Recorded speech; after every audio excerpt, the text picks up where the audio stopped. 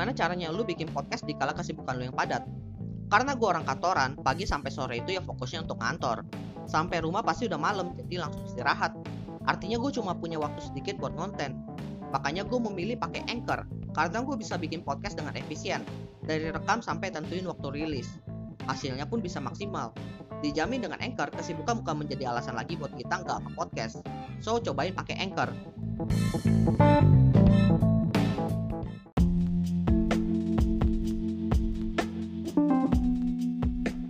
Per 30 Juli 2022, ada sekitar 8 platform yang diblokir oleh Kominfo karena belum mendaftarkan PSE.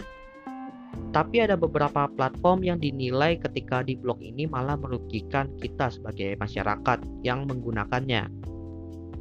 Yaitu ada Steam, lalu Epic Games, dan juga PayPal. Epic Games dan juga Steam ini, buat yang nggak tahu, itu adalah marketplace game, di mana para game developer itu setelah mereka buat game dan ingin ngejual gamenya, mereka bisa taruh di Steam atau Epic Games. Nah, hal itu juga berlaku sama game developer Indonesia, di mana mereka juga bikin game, mereka taruh di sana untuk dijual. Tapi sayangnya dengan pemblokiran terhadap Steam dan Epic Games ini, artinya game-game yang udah mereka taruh itu nggak bisa dibeli oleh orang lain, sehingga mereka tidak bisa mendapatkan penghasilan. Lalu pihak lain yang bisa dibilang dirugikan di sini adalah orang-orang yang udah mengeluarkan uang mereka untuk membeli game alias gamers. Bisa dibilang harga game yang ada di marketplace itu juga tidak tergolong murah ya. Dan ketika mereka udah membeli game itu, mereka bisa memainkan game mereka sesuka hati. Harusnya seperti itu. Tetapi setelah marketplace itu diblokir, mereka tidak bisa mengakses game-game yang sudah mereka beli, sehingga bisa dibilang mereka mengalami kerugian secara material juga. Dan hal ini pun berimpact kepada para streamer game yang menayangkan permainan game mereka secara online, dimana ketika mereka sudah tidak bisa mengakses game mereka, otomatis mereka tidak bisa live stream dengan game yang ingin mereka mainkan saat itu. Dan tentunya mereka tidak bisa mendapatkan penghasilan, karena sumber penghasilan mereka itu kan didapatkan dari bermain game tersebut kan. Jujur aja ini agak sedikit kontradiktif dengan omongan si Kominfo yang ingin mendukung ekosistem perkembangan game di Indonesia, tapi malah ngeblokir ekosistemnya. Lalu gue lanjutin dulu, platform selanjutnya itu PayPal. Nah, PayPal ini adalah media transaksi digital yang kancahnya itu udah internasional. Jadi kalau kita mau transaksi antar negara itu, kita udah pakai PayPal. Yang jadi masalah di sini adalah ternyata banyak freelancer dan juga banyak perusahaan ya, yang mereka itu ngambil projectnya dari luar dan menggunakan pembayarannya itu melalui PayPal. Dengan PayPal ini diblok ya, mereka tidak bisa mendapatkan pembayaran karena ya pembayaran biasanya kan menggunakan PayPal gitu. Memangnya nggak bisa menggunakan platform lain? Sebenarnya sih bisa, pasti adalah kompetitornya. Tapi seperti yang kita tahu dan terkenal juga ya, bahwa PayPal ini adalah pemain lama yang dari segi teknologinya itu udah jauh lebih mature, lebih secure lah. Dan logikanya ya, kalau seandainya gue pengen ganti ke kompetitor lain, harusnya ada advantages yang gue dapatkan dari kompetitornya. Kalau seandainya dari PayPal aja udah lebih cepat, lebih secure, lebih mature, kenapa gue harus pindah kepada kompetitor yang ibaratnya belum terlalu lama, belum terlalu mature, dan dari security pun belum terjamin gitu. Jatuhnya kan kayak downgrade. Sebenarnya kebijakan PSE ini udah digaungkan dari awal Juli 2022 sih, dimana ada beberapa aplikasi yang udah disebutin juga. Dan deadline-nya itu awalnya 20 Juli 2022, kemudian diperpanjang.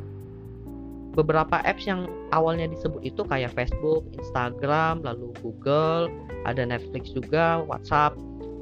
Dan lucunya sih, aplikasi yang diblokir ini nggak disebutin di awal itu.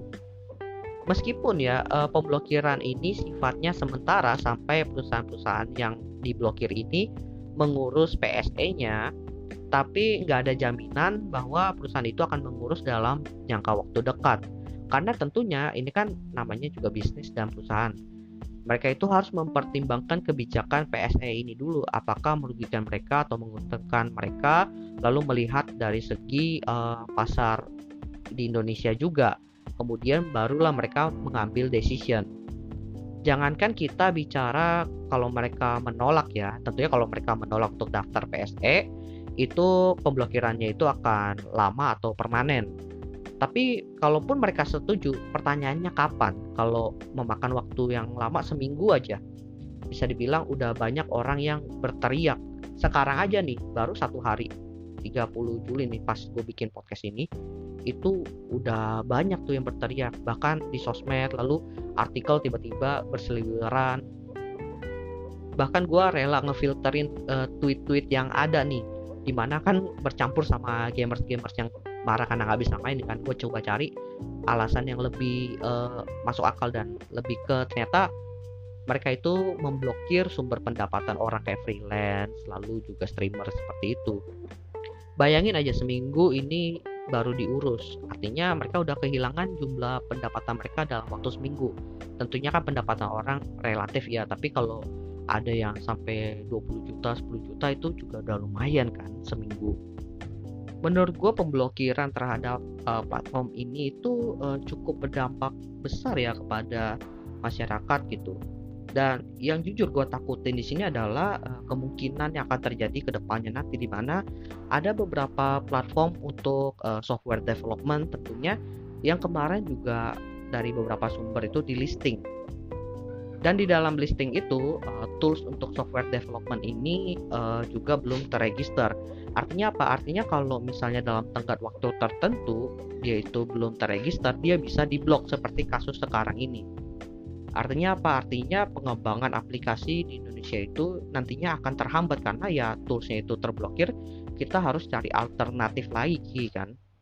Dan tentunya kalau seandainya hal ini terhambat, akan banyak lagi yang kena imbasnya dan juga berimbas pada laju perkembangan teknologi di Indonesia juga. Maksud gue sih cukup sayang aja sih, karena sekarang kan lagi kenceng-kencengnya tuh orang fokus di software development, game development, bahkan e-sport pun udah mulai bisa dibilang menjadi salah satu yang dipertimbangkan menjadi salah satu karir gitu. Tapi malah diblok. Ya gue berharap lah bukan cuma dari sisi Kominfo aja ya, tapi dari sisi si perusahaan yang kena blok ini ada komunikasi lagi tentang gimana kedepannya ini, karena cukup disayangkan aja sih banyak yang dirugikan di sini. Well, gue rasa itu aja yang pengen gue bahas. Semoga masalah ini cepat selesai dan ketemulah solusi terbaik terkait masalah pemblokiran ini dan tidak terjadi masalah serupa ke depannya nanti. Karena tentunya kalau terjadi pemblokiran lagi yang dilakukan mungkin di aplikasi lain atau jenis yang lain, yang kena imbasnya itu yang lain lagi. Oke, itu aja. Thank you buat teman-teman yang sudah mendengarkan. See you next time di episode selanjutnya.